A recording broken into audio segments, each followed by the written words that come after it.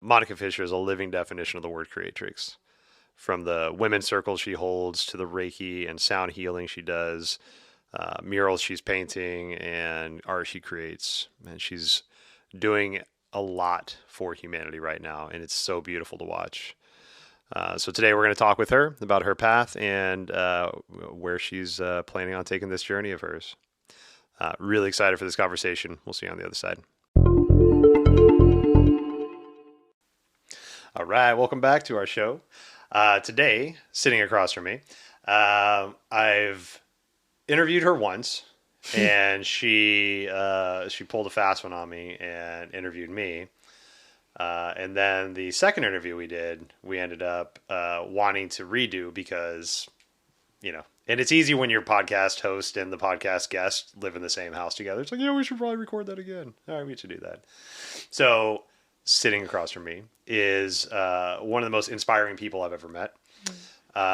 Inspiring on a regular daily basis and inspiring to know where you've come from. Inspiring in the sense to know where you're going and to know what you're taking with you as you journey. And that's friends, that's family, that's your practice, that's your spirituality, your sisterhood, your womanhood, your humanity, your divinity. And it's just inspiring. And I don't know if I get a chance to tell you that often enough, but you're an inspiring human being. And I love being inspired, right? It's just one of the best things in the world to see something that you could potentially grow towards, and it's beautiful. So sitting across from me is my life partner and the love of my life, Miss Monica Fischer.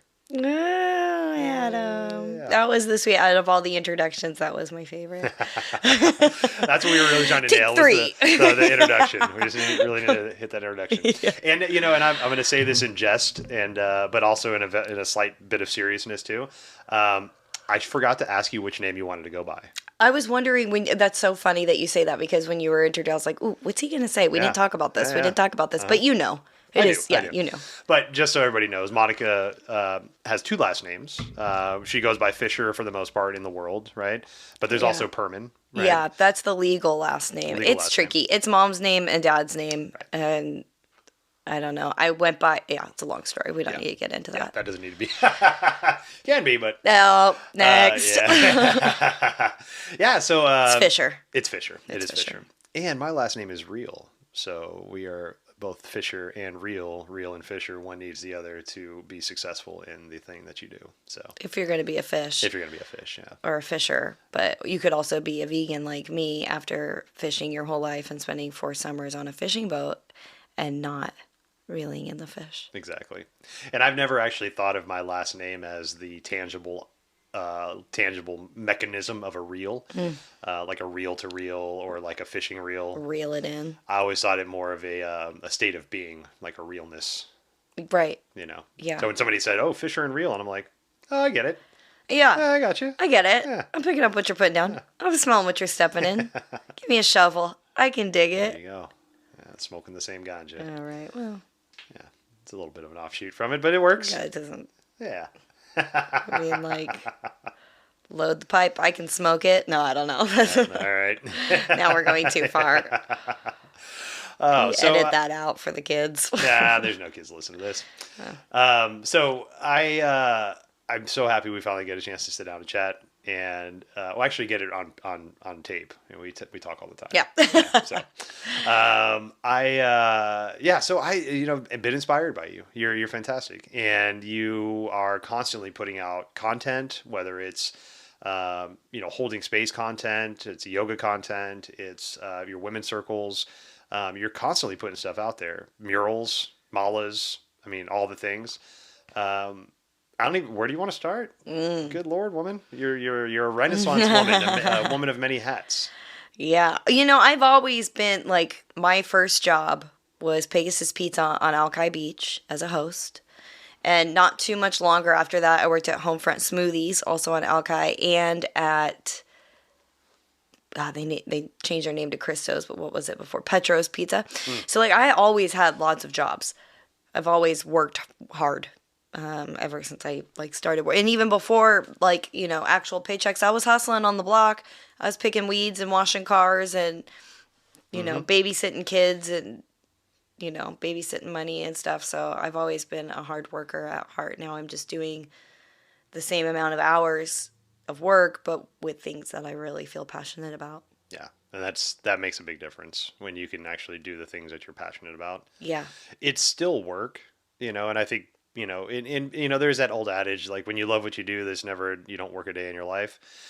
I can see modicums of truth to that, but you're still doing work, Oh yeah. I mean, I've been saying that a lot. I'm like, man, love what you do, because I am doing what I love to do. But like, after a mural, I need a massage, a hot tub, or a bath, and tea and warm. Like there's definitely a decompression physically and mentally that goes along with that. So definitely, then that's when it's like, oh, I just worked really hard. Yeah.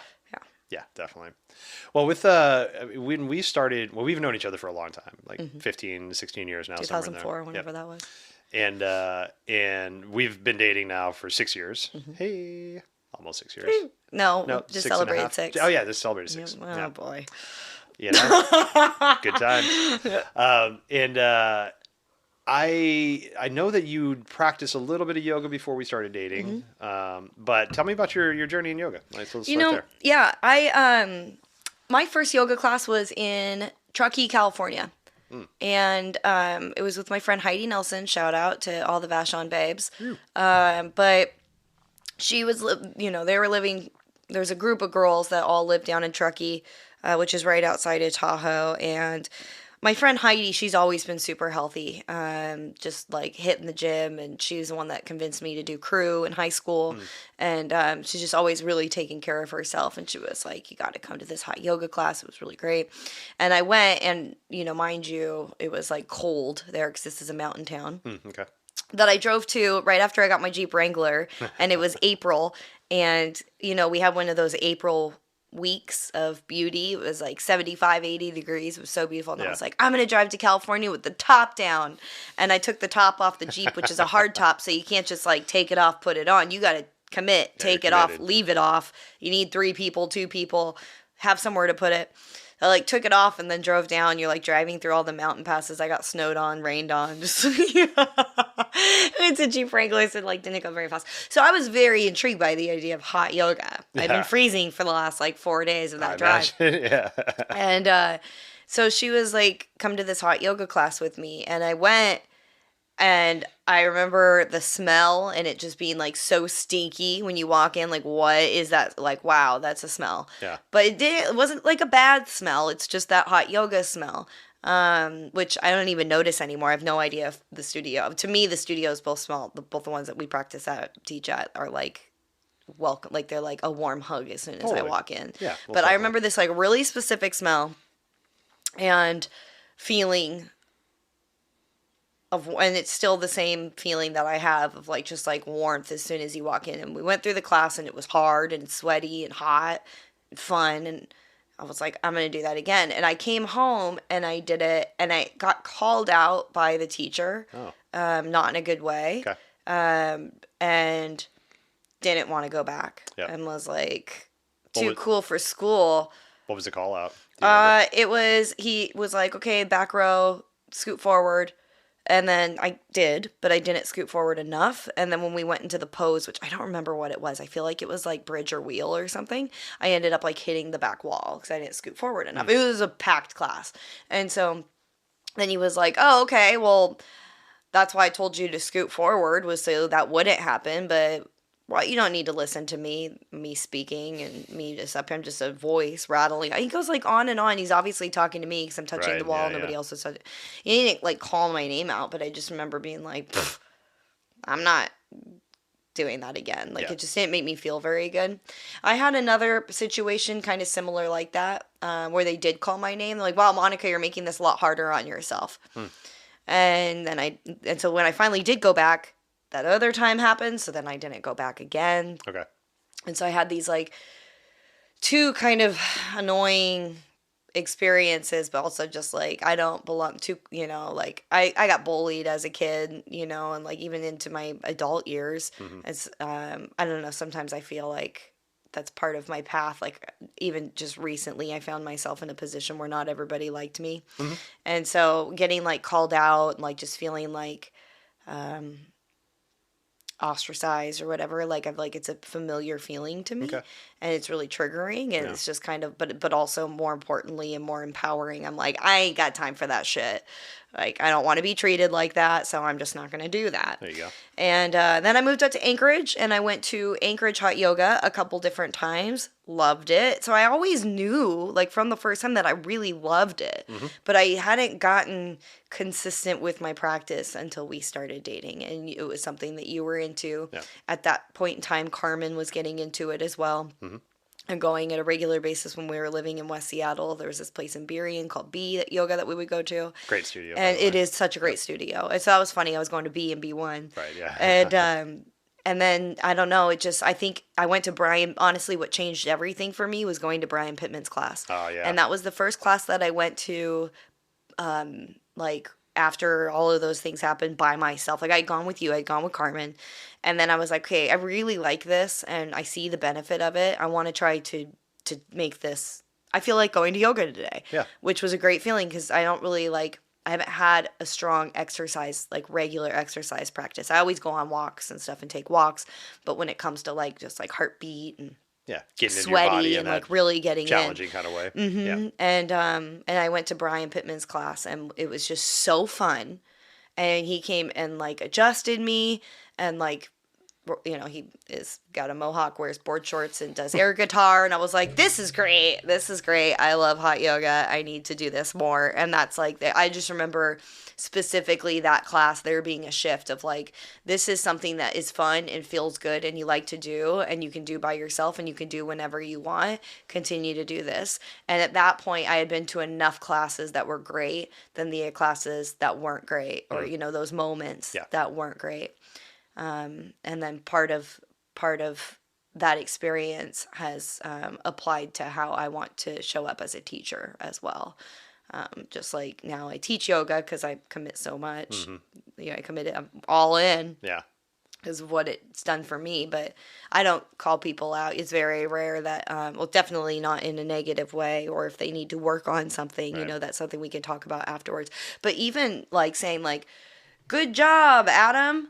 You know, because then it takes Adam out of his practice when he's in an inversion or something. Now he's like, oh, me, that's me, right? And then also it like turns the attention to that person, so it takes other people out of their practice. And then when you're saying like, good job, like, who am I, the boss, to say good job?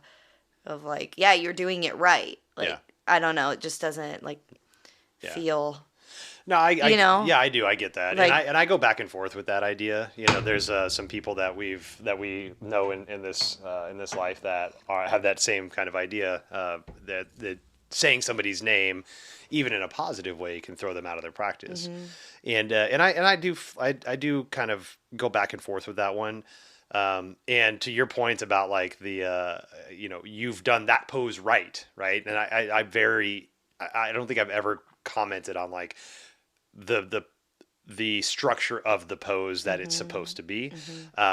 If I comment on somebody's practice, it's usually because I know that they've done something I know they haven't been able to do before, right? So let's say it's like a forearm stand, and I usually build in playtime in about halfway of my classes, and I'll give them like forearm stand, dolphin, blah blah blah, get up there, and if I see let's take Jaron, for example. Jaron practices out at Bliss over in Monroe, and I know Jaron's practice very well. So if I know that he's like just kicking a leg up for his dolphin pose, but then I see him kick up and he holds it, then I'll be like, dude, great job, Jaron. Totally. Yes, that's what I'm talking about. So I do feel you on that. There are times where I'm like in a balancing pose and the teacher's like, Adam's doing great, and I'm like, and I fall right out of it. Yep. But I think there is a time and a place. Totally. Like and knowing their practices. I can't say that I never say like, yes, Jaron, because same, you see people when you're in that room with them and you're watching them work towards this goal and work towards this pose, and then they hold it and they got it. It's like you want to celebrate with them. Totally. Because it's just like, yes, and so it definitely comes out, but like, but not like a regular, like, I just try not to, but when I celebrate, I want everybody to celebrate, like we're all in it together. And how much fun is that when you finally get into like I called myself out the other day because I got into Skandasana with my entire foot down Oh, good for the you. first time ever. There 8 you years go. of practicing. Yeah. And I was just demoing it. And usually I'm like, okay, so, you want to work towards getting your foot down. I'm not there either. So if it's up, if your heel's up, that's okay, blah, blah, blah, blah. And so like, I'm like getting us into the pose and all of a sudden my heel goes down. And it's just, I'm down and I'm in it. And I'm like, oh, guys. Well, 8 years later, I want you to know I'm celebrating, so I want to also create a space where people are excited about being able to hit those marks of like, yes, you can. Hell yeah. But yeah, so that's where it all began. And now obviously I'm like dove all in. I don't even know like the teaching, like, so as a student, it just became so important to me to go in so many different ways. I like the version of myself that I see looking back at myself when I'm in that studio and when I'm in that room and looking into my eyes and watching this fierceness and that concentration and then being able to turn other things off. And I've celebrated on my mat. I've grieved on my mat. I've transitioned on my mat. There's been so many different versions of myself that I've worked through and created and backtracking and moving forward and crying, and just like, it's just such a safe, sacred place for me. And with my own experience and the healing that I've found and the strength that I've found, things that I can do with my body that I never thought were possible. And like, especially when I'm really in it and having a consistent practice and how strong I feel, not necessarily look.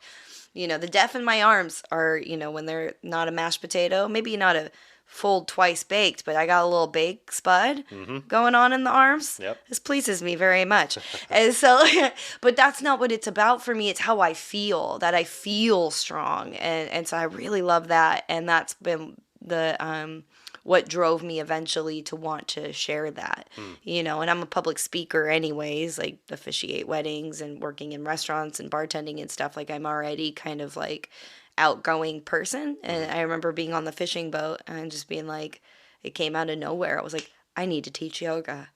And I had never thought about it before. And then I just knew that I had to do it and was certified like 2 months later. There you go. And never looked back. Hell yeah. And try to provide that space of what it's been for me, Yeah, and I think that's such a beautiful statement. When we can teach from the place where we come from, the authenticity shines through. If you teach from your pain, you teach from your suffering, you teach from your successes, you teach from your grief. When we can authentically come from those spaces, then you're doing it right. And that and there is no right or wrong, but when you're authentic to yourself, that is the rightest you can be. And you really can empathize with people because you are identifying with them through your practice. And I think that's something special. And it allows the practitioner to know that they feel supported because they can hear it in the way that you speak about it, whether it's your dialogue, your cueing, the beauty that you speak at the end of classes. It really shines through, Yeah. Yeah. Well, and that's, my yoga journey and my teaching journey, they cross over each other, but the teaching journey, that's like everything that you're saying is speaking. So when I decided to teach, so I forgot, it wasn't just one day I woke up on a fishing boat and was like, no fish, sub in teaching yoga. But I had gone before fishing, I had gone to a yoga behind bars event with Hannah. Remember that? And I came back because she had, gotten certified. I was like, want to go to this thing with me. And I like realized that that's what I love about yoga so much. That's when I realized like, oh, it's helped me unpack the things that I've gone through, the experiences that I've gone through in a healthy, safe way of like these stored energies that are within my body. And what do you mean you can like teach people in prisons? Right. Or teach people at hospitals? Or it just opened up this idea of like, it doesn't have to just be at a studio. Right. And so when I got certified to teach yoga, I knew that I was down to teach. I wanted to teach at B1 because I love B1. But that wasn't, I wanted to serve in a place of like focusing on trauma-informed yoga And I was telling Brian Pittman that, working at the cheese pit, and he was like, why don't you go work for Jamie? And I was like, Jamie, what do you mean? He's like, well, Jamie, she Yeah. runs the program at Fairfax. And Fairfax is a behavioral health hospital.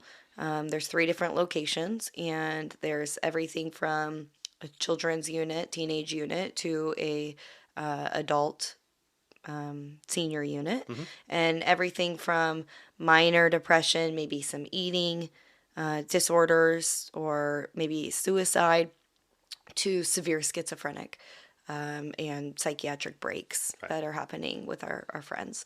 And as soon as he said it, I was in, and I'd already gotten through my training program for yoga, got my 200 hour, and went and taught with her, and that's where I wanted to be. Yeah. And I spent 2 years teaching there Yeah. at the hospital. And teaching, what, 7 classes a day sometimes? Yeah. Yeah. Yeah. That's a lot. 9. Yeah. I think. No. Yeah, no, 7 a day. There are 40-minute classes in all 3 locations. Those were long days. Yeah. Those were really long days. And it took a couple days to recover after those. Like, I remember people being like, what are you doing this weekend? I'm like, nothing. Sleeping, bathing, resting, because it was a lot, but a lot in a really beautiful way. Right. And a feeling that I've never had before, that you don't necessarily get from like I was feeling like bartending, because the type of bartender that I am, I'm not necessarily like, let's talk 20 minutes about the gin spirit and what botanicals can kill my child, was it the scientific? And bravo to my mixologists out there. If that's your jam, that's your jam. But I'm more the bartender that's like, how's your life? How's everything? What is your life like? Do you need to talk? Okay, great. I'm here for you. And I'm going to make you this damn good drink. If you want to talk about gin for 15 minutes, I can, because I'm Bar Smart certified and gone through my training, and like it's a science of making cocktails, and if you don't understand it, then it might not make maybe a dive bar is better for you, to work at. But I loved that for the people. And so, but teaching yoga in the environment of the hospital was just a different experience of being of service to people that I haven't ever really witnessed before, where you actually like feel and know in your heart of all hearts that you made a difference in somebody's life. And that brings me to where I was when I started teaching, if you remember.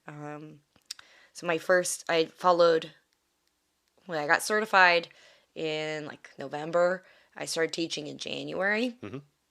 And in April, I had been following Jamie at that point for like 6 weeks of training. And I taught my very first class at the hospital. And I've been teaching at Bliss and B1 for a couple months now, and been teaching yoga in the studios, and then following Jamie at the hospital. And so it was a Tuesday, and we were on our way. Walk in, Carmen had called me, and I ignored the phone call because I was walking in to go teach my very first class at the hospital. So I wanted my mind and, no outer to silence the call, put it on do not disturb, walked in, taught this class, and it was amazing. There was a gentleman there that had like bandages around his throat and around his wrists, which makes me think that there was some self-harm. Yeah. And he came in sobbing and was in a real weak, sad place that you could feel. And he came into the classes, and before I'd seen him, he'd already been there. This wasn't my first time seeing him. He'd be in and out, in and out, in and out.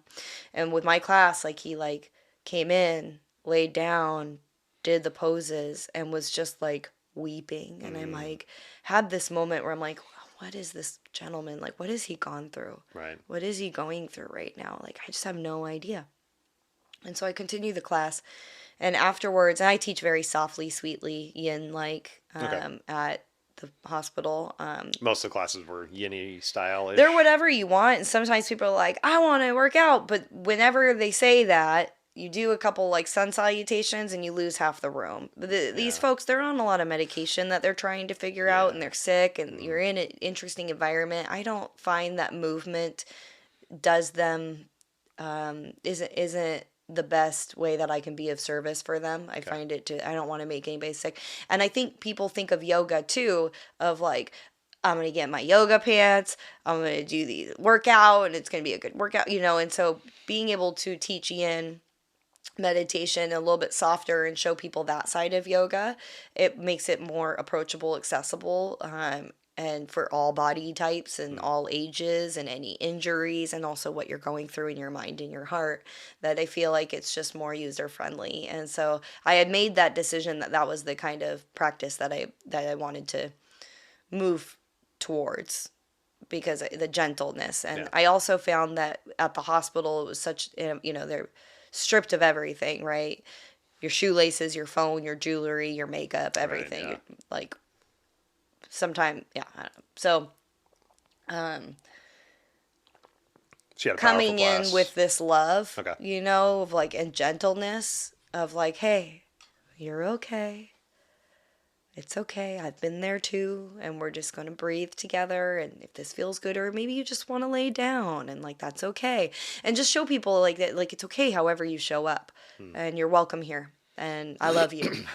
And so, yeah, I still, you know, even at the end of me teaching there, I would, every once in a while, people would be like, I want to do, and I would like do it, but it always never ended, you know, like, not, it always ended well, but you lose people that they really don't. They think that they do, but then they're like, oh, this is, I don't know. I just found more success with the gentleness. But so by the end of the class, he was laying there just really peacefully and sweet, and his sobs had softened, and he was breathing. And you could hear him breathe, and you could watch him breathe, and he was following the cues, and his body was relaxed and able to maybe start that healing process of that reunion of your mind, body, and breath, where it wasn't just like boo, boo, boo, all over. It was like all in one again.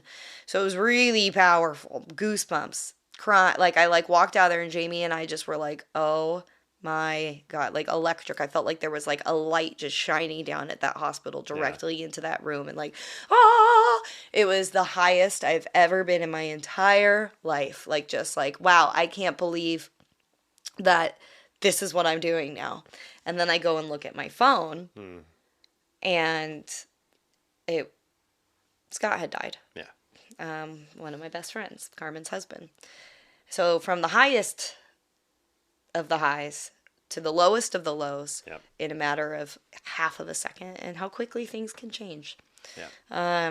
And so after that, I shut down and began my grieving process to the best of my ability. And I found throughout the next couple months, I wasn't able to practice yoga.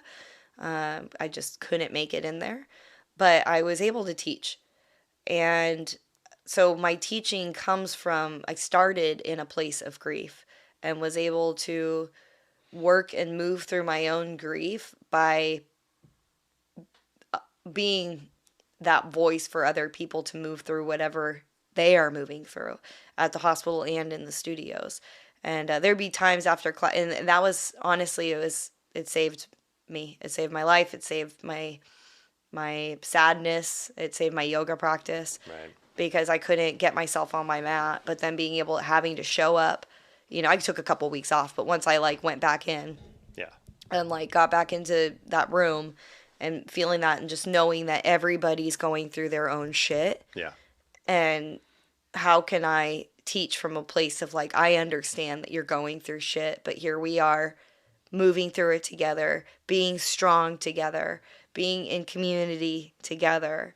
And life is beautiful. It's hard and raw and terrible and traumatic, but it is so beautiful. And we are so lucky to have all of these experiences. And I would take losing Scott a million times over than not ever knowing him. This pain, that real pain of like, because I loved him so much, makes it worth it. Right. Because I had that experience of him, you know, and like, and so I don't know, it was an interesting place to begin teaching. And I think that it's made me the teacher that I am today, and why I teach in that spiritual of like what I'm going through is kind of what I bring into the room Yeah. in a way that turns it around. Of like, if I'm like pissed and angry, I'm not bringing that. I'm like, okay, what do we do when we're pissed and we're angry? We move our bodies. We take deep breaths. We breathe into the discomfort. So yeah, that's.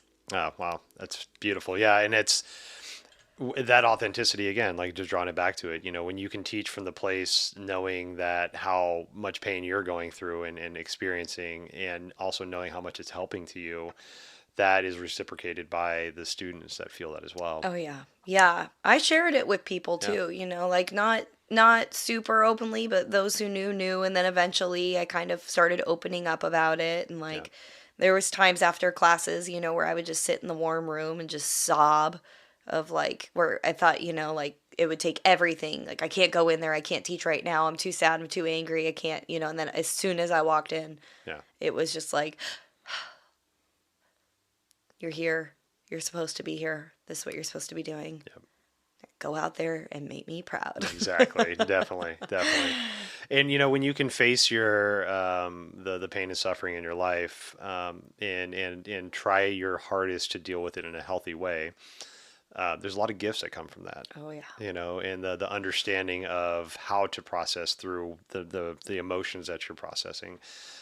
You're building a big bag of tools if you haven't already, and if you're not building those tools, you're utilizing tools that you have in your bag, which makes you stronger, right? So either way, you're making yourself stronger by facing these things, and conquering is not the right word, because I don't know if we can conquer grief. We can it's a learn lifelong, to live with grief. Yeah, Totally. Yeah. Grief is a lifelong journey. Yeah.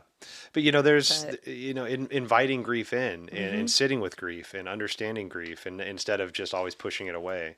We had Kylie on last week, and we talked a lot about grief with her, and I mean, with any kind of emotion, embracing the full magnitude of that emotion will help you to understand the emotion, and help you to understand where it lies and why it lies into your body. Yep. And it's powerful. It's powerful. It is powerful. And I think, that, like you just said, that could be said with all emotions. Anxiety. Yeah. Okay, anxiety. And anxiety was ultimately why I ended up leaving the hospital, was because COVID had started, and the hospital isn't like the cleanest of places already. A little grimy up in there. Like one of them, Everett was great, but like there was, and this is all just, I don't know. I don't think I'm OCD because I can be kind of sloppy, but there'd be like a spot on the wall, and I'd be like looking at it. Not looking at it again. I'm like, I don't know. And like with COVID, like I think, we were like spraying down our groceries and the tabletops and stuff. Yeah. So there was just that like heightened anxiety, awareness, totally. where I wasn't, I'm sure like this is all my own, that like maybe the hospital wasn't even that dirty, but in my head, it was just like, oh boy, I can't, but also I was just like, there's too many people around, and we had like the Pennies and Luna and just like babies, my grandmother, and like I was getting so much anxiety with having to balance everything, right, and knowing how to balance things, that I was like, well, I think I need to stop, because I didn't feel like I was in a place where I could provide what I needed to provide. Myself was anxious, and I wasn't comfortable, and I couldn't relax. And then I was coming home and I was living in this place of anxiety. And finally, I remember there was like a potential exposure, and that was what did it. Like it threw me into this like 24-hour panic, and I was just like, I can't live like this. Yeah. Because it's not going to do anybody good. I need to be taking care of myself. And so I had a really hard time telling Jamie that, of like, I remember crying so hard that day of just like, oh my God. Cause I just like didn't want to leave them, the students and the patients, they're patients, but they're my students. Yeah. And like, I didn't want to leave them there, and like the world is on fire, and like you need yoga more than ever now. But I just needed to also remember to take care of myself. And when I sat and looked down at that anxiety, where are you coming from? Where is this? And that's when I was like, oh, it's the hospital. And when I stopped, there blossomed all my creativity that came home and was just kind of on the back burner because of how much energy I was putting out to teach. Yeah. But I didn't even realize. But I think when we look and we sit with our emotions and break them down of where they're coming from and accepting them and walking with them, like anxiety is something that I manage. I don't say I suffer from anxiety because I ain't gonna let it win, but it's definitely something showed up like 8 years ago, and I've just been walking with it ever since and doing the best that I can to manage it and now have more tools. But I don't know, when you stop and look at those heavy grief, anxiety, anger, even happiness, and just kind of reflect on where they're coming from, there is a lot of growth that happens there. And I look at everybody that was within that circle that lost Scott, and like how far everybody's come from this experience, how close we've all become. Like, look at Carmen is a perfect example. His wife, my best friend, big fucking shout out to Carmen Leffler. She's in grief coaching. Yeah. And like is picking up clients to help what her healing process has looked like to assist others to begin their healing process. And like nothing's more beautiful than that. Yeah.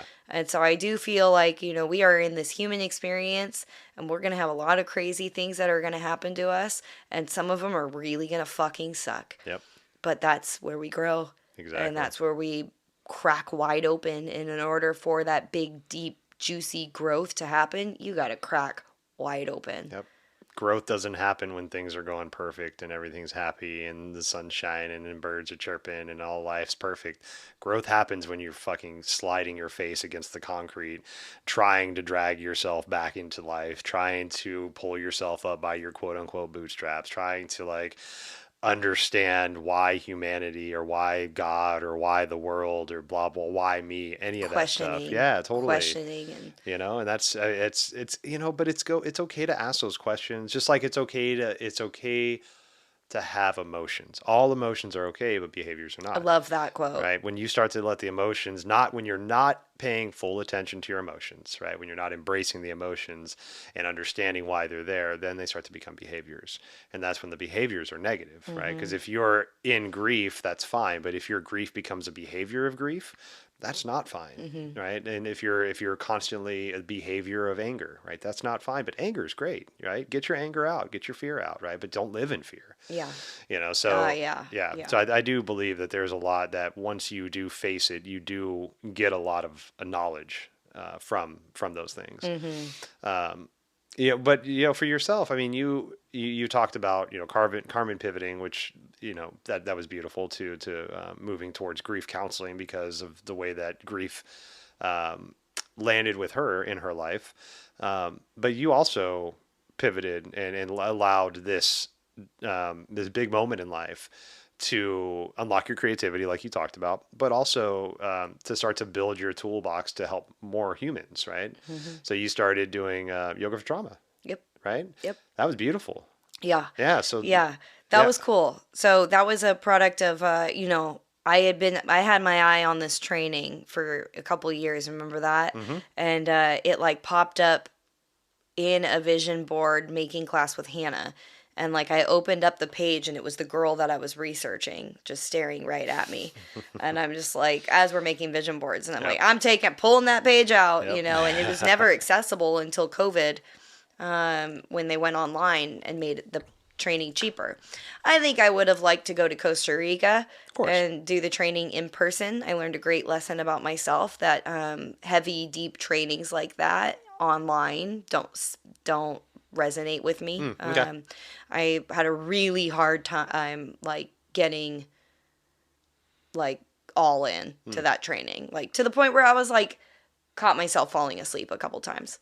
Just that's give yourself some grace. That's I will online, and well, it's like heavy information too, and it's like slideshows, and like I don't know. I just feel like in person with that. So I would actually like to do another training. It was my 60-hour trauma informed yoga. But the other surprising, beautiful thing that I found Maybe one of the reasons that I was falling asleep was a lot of the stuff I already knew from my 2 years working at Fairfax, Right. and the self research that I did. The things that, The Body Keeps the Score is a great book that talks about trauma within the body. Mm-hmm. And there's also a Yoga for Trauma book that I read originally when I started at Fairfax. So there's podcasts, there's resources that are out there that I had already kind of understood the actual nervous system and what happens when we go through traumatic experiences, the different type of traumas, and then how they affect the nervous system. So I had a better idea about it than I thought that I did, but Right. I think the book just got opened, and there's still more chapters to write there. Oh yeah. Yeah, and there's so much with the body with that kind of. There's the polyvagal theory that I read about recently, and it was, it's the idea that your body puts itself into a depressive state to make the body and the consciousness safer, right? And when I first heard that, I'm like, that must piss depressed people off if they found out that they knew that their body put them in this depressive state, because depression's it's horrible. It can be like crippling. But, my friend Chris Pugh, actually, who was on the podcast a couple months back, explained it to me like this. He's like, okay, so what if you have a child that's a abused child, right? Say the child's a young child, like 10 years old, and is being physically abused by their parent. And that child is headstrong, right? That child is not going to let that abuse happen, or not going to not say anything when the abuse happens. The child's going to talk back. It's going to yell at the parent, going to like try to fight back and things like that. But the body and the consciousness of that child knows that it's no match for what's going on. And the more that child fights, the worse the abuse is going to be. So an idea of the polyvagal theory, your nervous system will put you in a depressive state to stop you attacking your parent, or stop you confronting the parent, and basically putting you into a submissive state so that you're not enticing the abuse, right? Wow. And I know that's not a right word to use. Entice is not the right word, because it's never the abusee's fault, right? The person being abused, it's never their fault for the abuse. But the nervous system will put that person into a depressive state to almost make them more passive, so they're not poking the bear, if you will. And so, and keep you in that quote unquote safe space until your body feels it's safe enough to come out of that depression back into your normal state of life. And that, that's, again, part of me is like, God, that must suck. But at the same time, your body is so smart, because your body is like, damn, you have every right to stand up for yourself, but you're not in a position to do so. So we're just going to take you down a little bit. We're going to keep you right here where it's safe and comfortable and sleepy. You were getting very sleepy. Yeah. Wait, no, wake up. Yeah. So it's the body's very interesting. So yeah, The Body Keeps the Score is a great book. The Immortality Key is another great book. Yep. It talks a lot about the way the body works, and and how the nervous system, the somatic nervous system, the autonomic nervous system, like all these things that work with us. And learning how to have those tools work with you, and learning how to understand that you are your own healer, and that there are tons of people out there that help you, but it's your path. It's your path. And also the documentary Heal. That's a great one. I love that one. Joe Dispenza. And anything from Joe Dispenza. The guy meditated to put his spine back together. Yeah. If you want to know about anything about like how powerful your mind can be, look up Joe Dispenza. I'll leave some stuff in the show notes. He is a brilliant man who's done just written a bunch of books, done a bunch of documentaries, works with people individually, works with groups of people to prove to people that you are your own healer. Yeah. Oh my God, such a just inspiring person. Yeah, I love that documentary. Yeah, it's good stuff. I love stories like that. People that are like, I did it with my mind. I'm like, Damn straight. And whether you're healing yourself or manifesting your dreams, our minds, the body's powerful. What about our minds? Right. Minds are powerful too. Yeah. I mean, I think in pretty much, it was standard operating or standard literature for most teacher trainings a couple years back, but the Patanjali's Yoga Sutras, which is, ancient writing about like how we can manifest our superpowers and things like that. And then there's this newer book I read a couple years back called The Supernormal. And it's basically a more polished, recent version of what Patanjali was talking about, how we can use breath work to upregulate or downregulate our nervous system, how we can find superhuman powers, how we can all these things that are like, talked about in comic books or talked about in like these old books of things that we, these people could do these things, but that was them. We could never do those things. And it's like, no, we can.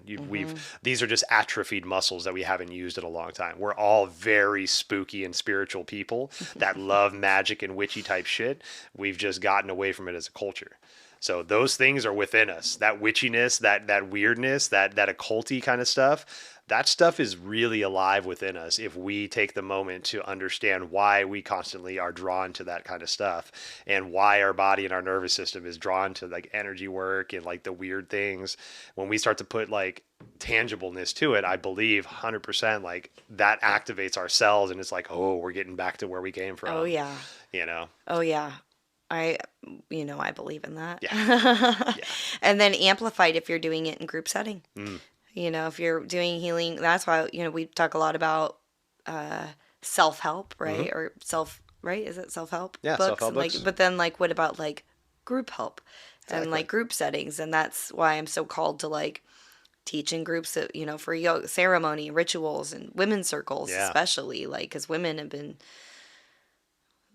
powerful, together for many, many moons. Definitely. And when we come together, there's something that's absolutely magic about putting all of that intention and that healing and doing it with each other in community, in circle.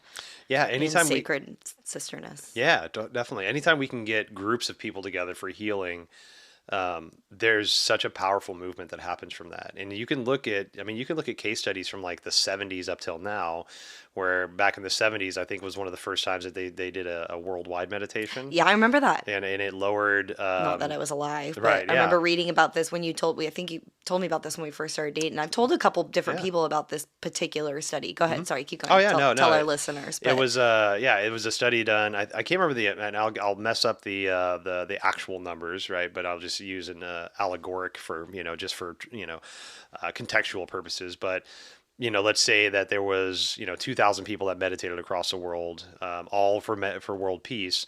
And that year they saw a significant drop, and I won't quote a percentage because I don't know it, but a significant drop in worldwide crime that year.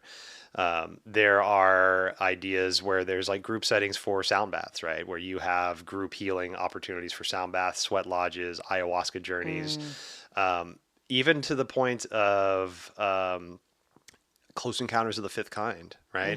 There's a documentary on Netflix. We talked about documentaries earlier, but there's a documentary. I believe the guy's name is Stephen Green, and he's one of the more foremost specialists in UFO, sightings and things like that.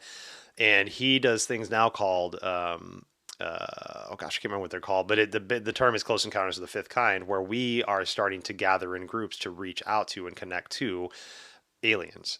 And in the documentary, he's got video footage of 50 to 100 people meditating in a field somewhere, and meditating with the idea to contact space, aliens in space.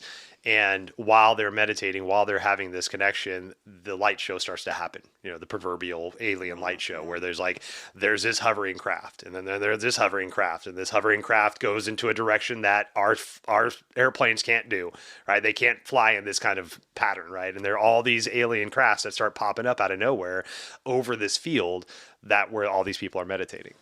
And this is like, so group settings. Can you imagine? I would freaking love it. We got invited one time. Yeah, totally. Yeah. The weird shit that we get into. Yeah, we never did yeah. it. We need to do that. I totally forgot until right now that we actually got invited to do a meditation for aliens and see if they come say what's up. Yep. Take me. Yep. Let's go. Yeah, let's figure it out. Let's go, man. Billionaires are going to space. Why can't I? Yeah. Get my VIP pass from the aliens. Yeah. You paid for your space trip. Yeah. Mine was free, bro. What's up? Oh, you went to the moon? I fucking went to Mars, bitch. Yeah, whoa, look at you. Take that, Bezos. Just broke the atmosphere? Yeah, I'm in a different galaxy. Yeah. Dude. Yeah. Planetesimals. I'm just playing with the planetesimals over here. Maybe. I mean, I believe anything at this point. I'm open. Bring it on. Hell yeah, most definitely. So you just continue to talk about your creativity, right? You've yoga for trauma. Yoga for trauma. You've you've worked through and working with grief through yoga, And women's circles. and women's circles. Yep. Like women's circles. Oh my gosh, like that is such a beautiful thing that you've been offering now for a couple years. Facebook just reminded me that it's been 2 years. 2 years. October 2 years ago was when we started Circle. Wow. And I'm just so grateful for these offerings. I'm so grateful for how much I've learned. I'm so grateful for the women that have showed up. I'm so grateful for the space that we've created together. Yeah. And then, my own journey with it and the healing that's been done within from, me being a participant, like at the goddess ceremony. Shout out to my girl Cassandra, my mentor. Yeah. It's there, as I said earlier, there's something that's really powerful when women come together. And for so many years, like her mom was telling me, so Adam's mom is visiting right now. Big shout out, Faye Real. And we were going shopping for a dress that I need to officiate Jen's wedding in a couple weeks. And we were talking, and I was telling her how I just recently got my second ever credit card.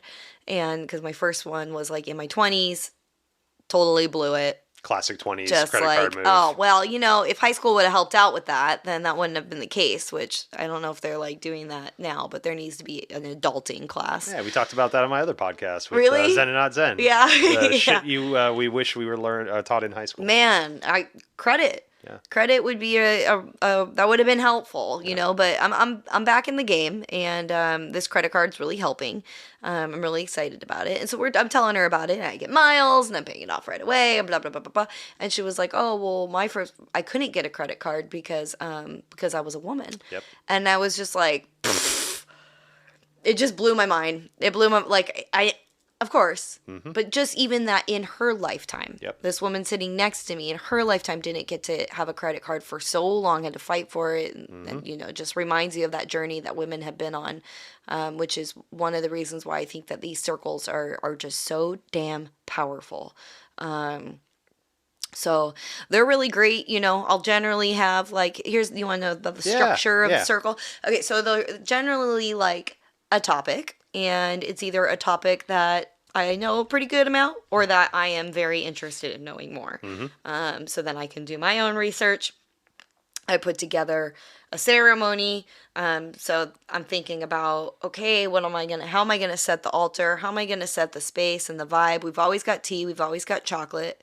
And then the altar will kind of go in correlation of whatever we're discussing.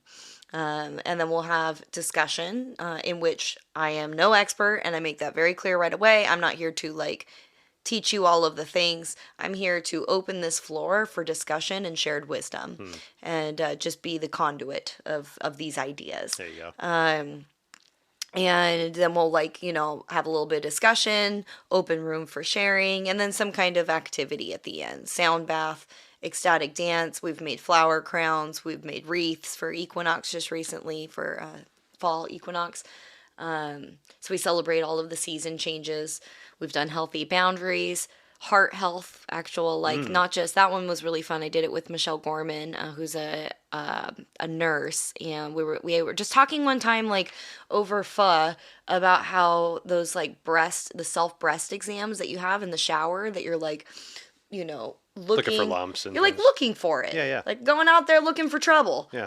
And expecting to find, instead of what if we, and this is something that we talked about in circle. So everybody, and then I always give people a gift, right? And so for that one, their gift was an actual breast oil that I got from Urban Wellness. Oh, I remember that. You remember that? Totally. And it had jojoba and rose hips, and all of it smelled so good. And to move those lymph nodes around and to be massaging that space Right. on a regular basis, and not just in the shower looking for bumps, but instead loving that area Right. that is so Oh, that's deeply beautiful. connected to your heart. It's right there where your heart is. So be able to have a conversation openly with women about breast health. Yeah. And we've done that about, like I said, healthy boundaries. We've had self-love, different than self-care.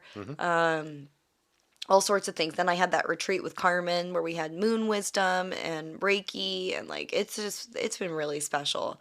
And they're just how comfortable women are together.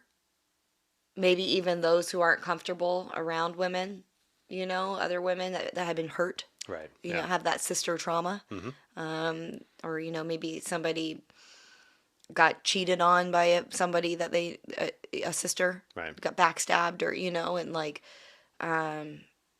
it's really powerful work Yeah. and very healing to, remember that we're all in this together and that sisterhood is important. Yeah.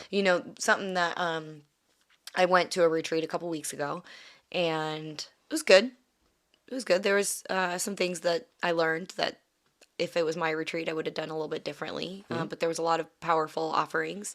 And at one point, there was like naked women everywhere. I was like, man, that you created a safe container Yep. when everybody feels comfortable dance around with their titties hanging out. There you go. Yeah. Yes. Hell yeah. It was so great. It was like bubbles and sparkles. There you Everybody's go. got gold all over their faces and like howling. Oh God, it gives me goosebumps. It was good. I like woke up. I was camping. This was before I knew that there was poisonous snakes. But I was camping outside and just like waking up and going and like swimming in that water every morning. It was really beautiful. But we did a shadow work one afternoon, Okay. as one of the exercises, one of the workshops. And there was, a couple women that were called. And actually, this is a really powerful, pivotal moment for me, that I had realized how much healing that I have done within myself, which was really beautiful. Like, there was a point where they were having us like this meditation, and they were like, go into the cave and there's gremlin. What does the gremlin have to say? I'm like, man, my cave only has like fairy lights and like a warm fire in the middle. Right. Yeah. There's nothing in here. Which I've been doing a lot. I've been in a dirty, gnarly cave, very scary before. Vipassana, I had a really scary experience, Right, yeah. and so there's, I've been through that, but I've been doing that work and Right. digging into that cave. But I didn't realize it until I was guided through this situation. And another one was, okay, so if you've been sexually assaulted, stand up. Take a step in if it was by a family member. And I should have stood up. I should have taken a step in, but I didn't do either. And I wasn't called to, because I had already moved through that. I had already worked and released and forgave, and my heart goes to those sisters that are moving through that. And I saw them and I thought it was so powerful and brave that they got up there to stand. Yeah. But I just didn't feel the need to stand up there. It was pretty cool. Like, this That's stuff, beautiful. it really does add up Yeah. when you're doing it on a consistent basis. When you're going to the workshops, you're going to the sound baths, you're going to get Reiki and doing women's circles and going to yoga. You don't think, it feels good, and immediately afterwards it feels good. But then when you're in the position, you're doing that deep, deep work, and you're light and it's clean. That's the juice. Yeah. That's like, just like, oh, damn. Yeah. I've been working hard for this. So one of the things that they did was, there was a girl that got up and she started explaining that she's on Instagram and has all of these followers and was in a public relationship. Partner had all these followers. They were together for a very long time. Unbeknownst to her, is that how you say that? Unbeknownst to her, he was fooling around, Oh. pretty publicly, Oh. and a lot of hundreds Oh. All of right. women, Okay. sisters. And here she is at a sister circle with 100 different women, one in which was one of those women. Okay. And so then they brought that girl up, and they sat there, they looked at each other in the eye, and they started crying and forgave each other and moved through it and hugged and said they were sorry. And like, all of it, I'm crying right now just thinking about it. And I was just like, damn, Wow. that's the power of the Yeah. work, of the, like, okay, you could go your whole life and hold on to that and Right. be angry and upset and let that misery, like a sankara, just grow and grow in your body and in your system. Speaking of the nervous system, because that's what happens when energy gets ignored. Right. And then that comes dis-ease, right? Or you can face to face that person and talk about it and hold each other into an understanding. I know that this doesn't work for everything. Right. And Yeah. I know that this isn't for everyone, and it's not for every circumstance, but it was a really powerful thing to witness and to be able to watch Right. from the outside. And I think witnessing stuff like that might even show us that the situation that we might be like, there's no effing way that would ever work for my situation, hearing about that. But if you witness something like that, I think that's so much more powerful because you see the power and you feel the power of forgiveness and acceptance. And forgiveness doesn't always mean like you got to be friends afterwards. Yeah. You're just releasing the negativity of the emotion that you feel around that person. Yep. Then that's all we're looking for, right? There's no need for me to carry around the fact that I was 14 years old, I had my best friend in high school. I was heavy in high school. I had my best friend who was a woman who was a captain of the cheerleading team. We were great friends, and I was that safe, heavy kid that she could like flirt with and be friends with, but not feel attracted to. And she told me one day, if you lost 50 pounds, we would be dating in a heartbeat. And that fucking destroyed me. But that was also the catalyst for me to lose weight. And not to date her, more so to like, fuck you. I'm going to lose this weight, then I'm not going to fucking date you. Yeah. But I could hold on to that pain and suffering and that trauma that happened to me at that young age. But I forgave her. I forgave her a long time ago because I saw oh yeah, most definitely. Tell her like that hurt your feelings? No, never. That's And not a very nice thing to say. We're kids. We're beta testing emotions and feelings and things, And so and I can see that now. At the time I was destroyed. I was hurt. I wanted to tell her to fuck off, but I was too timid. I was the heavy kid, right? I barely had any friends, so I wanted to hang on to the ones I had. Aww. But again, like we can hold on to that shit. I can let that be the thing that I could, hate women the rest of my life because of that one statement that this one woman made. Mm-hmm. But no, I let that be a driver, maybe a negative driver in the beginning to lose weight, but that helped me get on a healthier path. Right. So the things that happen to us in life, they can take us down, but they can also be the thing that changes our lives. Yeah. Well, that's interesting. And sometimes we look back at those situations and you almost have like gratitude for that person. Yeah, most definitely. Like that like fucked you up and said that terrible things. You're like, wow, you just opened up a door for something that needed to be opened, and, right. Anyways. But yeah, there was when that happened with those girls, like that definitely put me in my own place of my journey with forgiveness with somebody in particular, and I was like, oh shit. Okay. And that's, I think that goes back to that anything can be a lesson if you allow it to be, right? If you can see a lesson in something, then it is a lesson for you. Yeah. And watching those two women make amends, in that group, allowed you to see that something in you, and that's so beautiful to find those lessons where we don't expect to see them. Yeah. Yeah. Totally. Totally. It was beautiful. Yeah. And then they hugged and I was like, wow. And I want to go back to something you said earlier about your healing and, you recognizing that you've healed more than you thought. I think that's a really important statement for a lot of people because, when we're doing the work, not a lot of times the work is nasty. The work is hard. The work is painful. The work is crying. The work is disgusting. It's like snotty. There's like just emotions involved, right? Dark. It's dark. It's needed, but it's dark, right?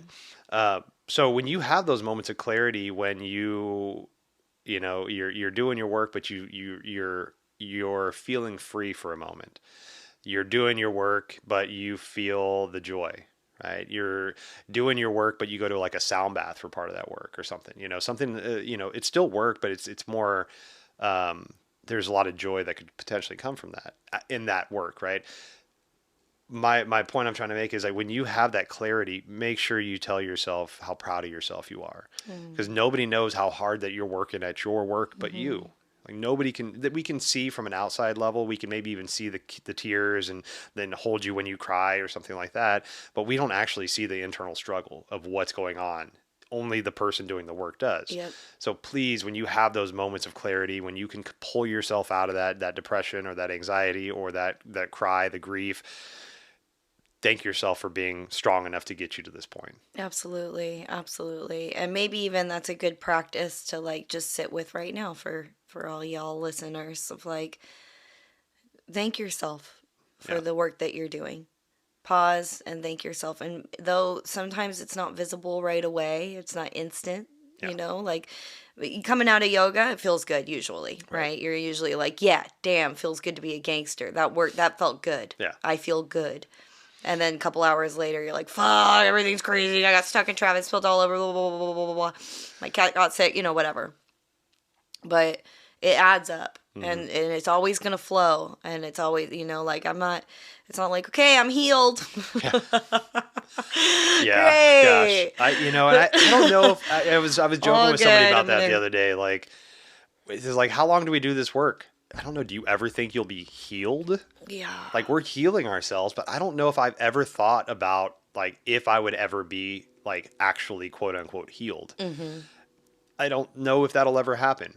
I actually, it's funny because as I started to think about that, I and I don't know where this statement lands with anybody, but I kind of like I had this idea that once you're quote unquote healed, or once you've like maybe figured it out, you're probably gonna die soon because you've won the game, and then now you've learned your lessons, and I think that's kind of what we're here to do. Like, learn how to be human, learn how to be flawed, learn how to embrace the fact that we're all going to be fucked up in some kind of way, and we all have some healing journey.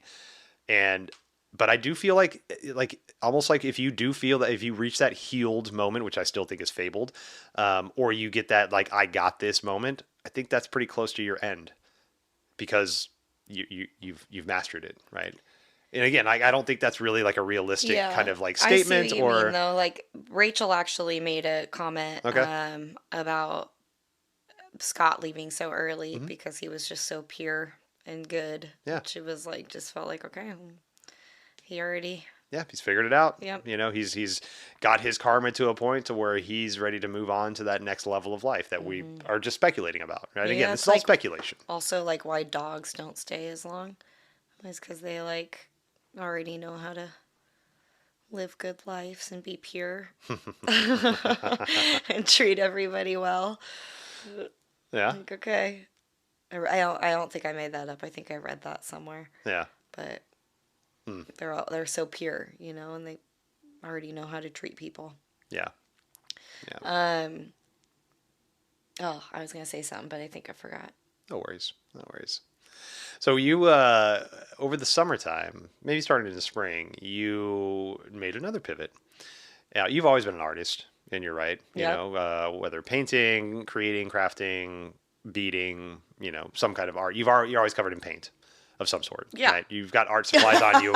In some part or crevice of your body, there's art supplies. Yeah, I do. And it's so beautiful. And so, like, loving seeing all of your creations.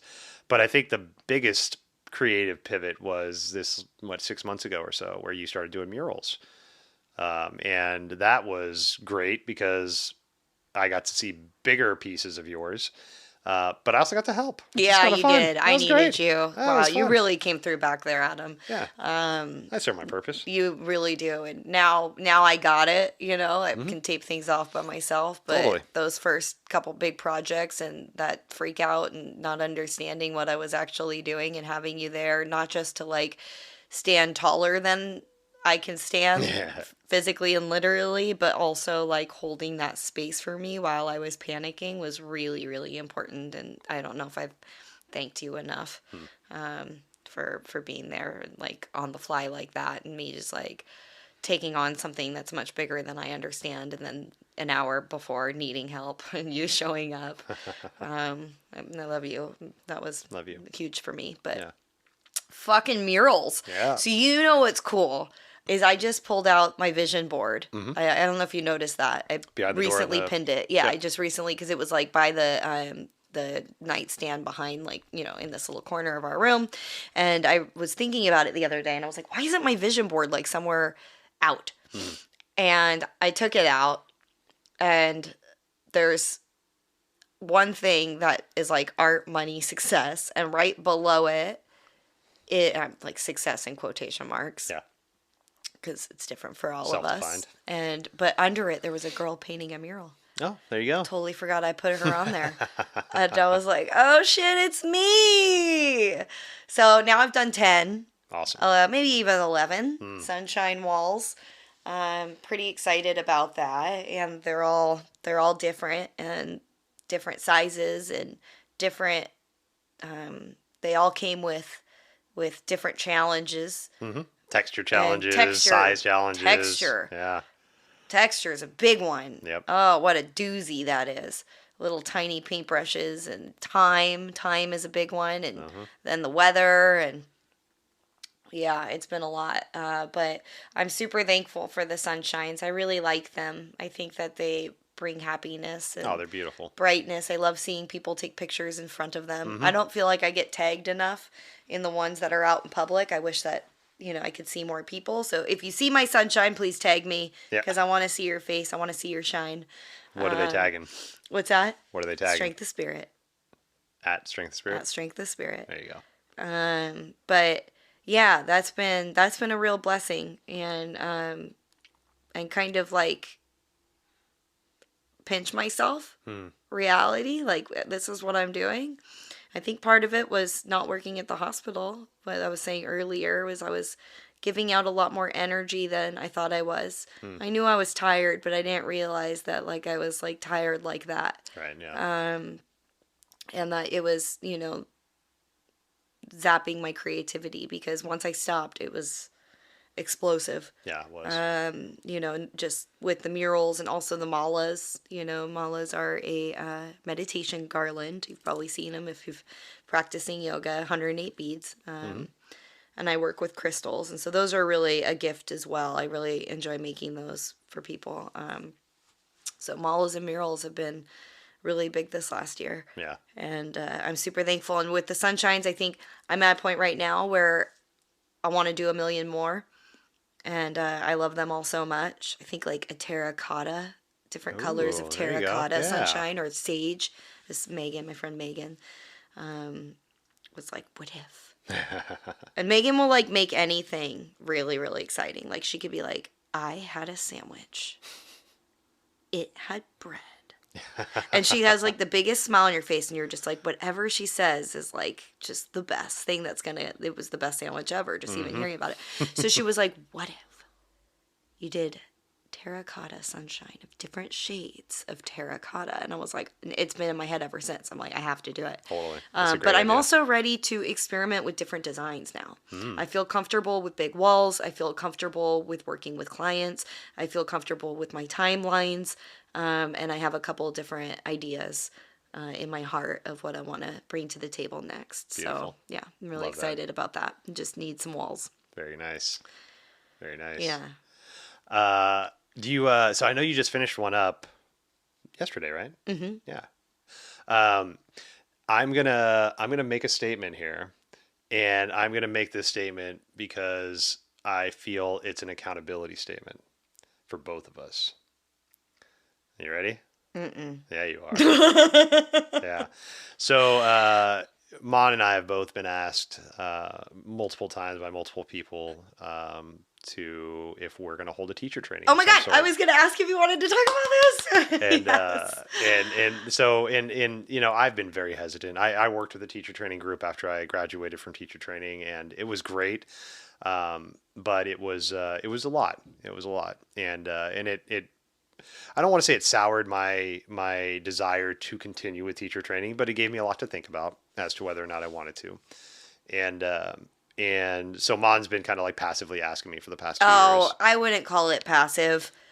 But, so between... It comes at least like once to twice a month. Yeah. Like, how about now? Yeah. Are you ready now? Yeah. And we get, yoga students and we're just a lot of, and I'm not saying because we're better teachers or but we just have a lot of, we've been in our community for a while. So we've been approached by students to ask if we're going to do teacher trainings. Or if we know of anybody. Right. That's the big one that people ask me of, do you know of one? And I don't.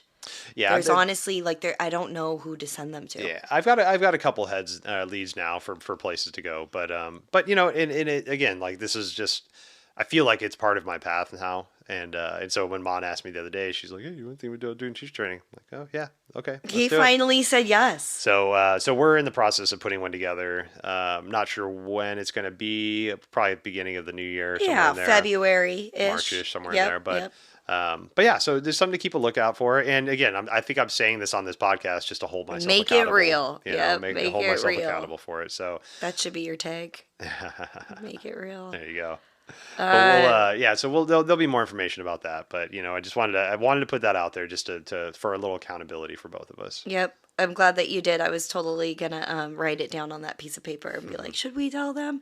I'm really excited about that, and I think everything is falling into place right now, and it's taking a lot of work. Like even painting murals and the malas, which I keep coming back to. Like I can't just flutter by the malas and not talk about like what they mean to me, because Right.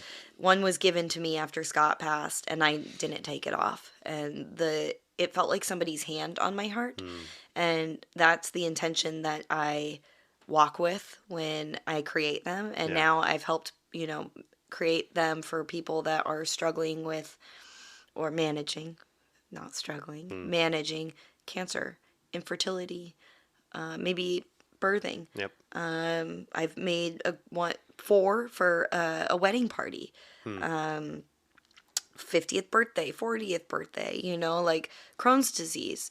There's been all sorts of different reasons of like my person that I know and love, or I am moving through these things and I could use additional support.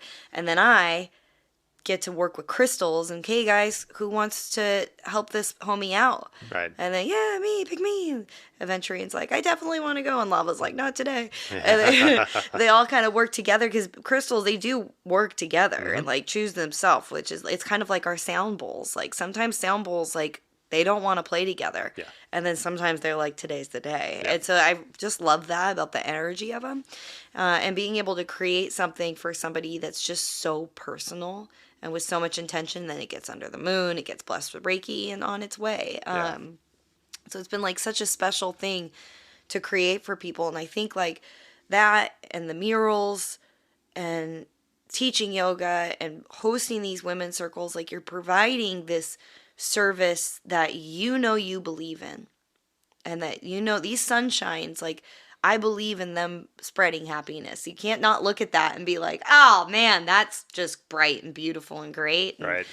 I want to take a picture in front of it. Hopefully that's what people say. But sound, Reiki, like these are things, and I've been practicing a lot more Reiki lately and noticing like what that does for me as well as the clients, and like how powerful it is. So it's hard work building an Montrepreneur. Oh, there you go. What do you think about that? I was like going to ask you the That's other good day. stuff. Okay, so Montrepreneur, having all of these things, and I feel like this yoga teacher training is in so much of alignment with all of the things that and that's just me, you, sound, Reiki, this podcast, teacher training. Like they flow together, they Right. work together, Yeah. and it's just being of service. Like we need more yoga teachers. Yes. We know that because how limited it feels sometimes when you go to get your class covered, but then also going to take classes. And like, I just feel like there's the need for that in the world. More studios are starting to open up. And like, even if you are listening to this and you are called to get certified to teach yoga, even just like deepening your own practice and not wanting to teach, you just want to like learn more about yoga and like your own personal connect with yourself in that practice and the philosophy and the movement and the anatomy of the body.